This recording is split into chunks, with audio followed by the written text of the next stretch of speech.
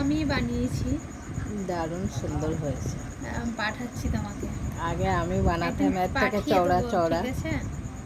Heavy heavy taste, দারুণ দারুণ একদম। নিমকিগুলো দেখি। বেশ ঠিক আছে, না গো, আমি বানাচ্ছিলাম আমার বাড়ির দিদির জন্য বানালাম, ঠিক আছে? এটা দিদি বড়দির জন্য আর ইন্দুর জন্য। এটা ঝাল নিমকি, নুন ঝাল নিমকি বানিয়েছি। আর এটাতে তোমার মিষ্টি নিমকি। Heavy heavy. এরপর বানিয়ে তোমাদেরকে দিয়ে পাঠাবো, আমি ভাবছিলাম।